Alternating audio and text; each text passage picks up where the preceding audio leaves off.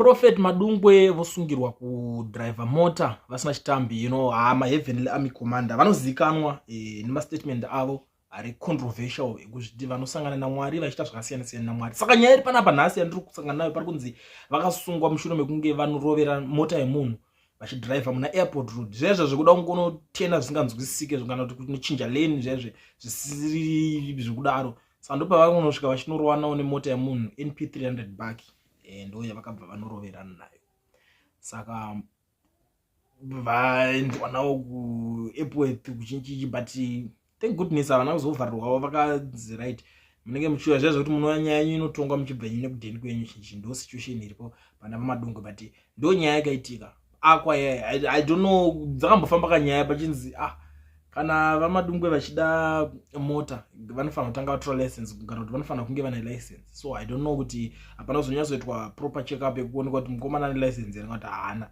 Mota ikazongoya oro anogona kunge vakaitawo maskillful semunhu waMwari, vangona kuti inini nguva zhinji ndendiri kudenga nditodawo kudriver kwacho ndichatotsvaga driver wangu.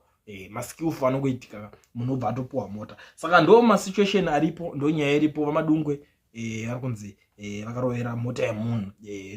Iyo nyaya yacho tobuda ichinzi reckless driving, ndo nyaya iripo. Inini zvangu ndikazvitarisa hatingati reckless driving, but kusatogona kudriver, because hakuti mazera mazhinji aya anenge asingambobvira akamborota aitawo mota. Saka munhu kuti anongozikanwa kuti aishanda mubaba shop, from there ndobva atanga kutotaura zvake zvokuti Mwari anditi zvakati unozonda. Saka unongoziva kuti nenyaya zhinji dzinenge dzichitaurwa dziya vachinzi dzinenge dzinonyimana moto, brain dzacho dzinenge dzinonyimana moto dzinomboita zindingina. Saka anotaura kuti anosangana naMwari sei.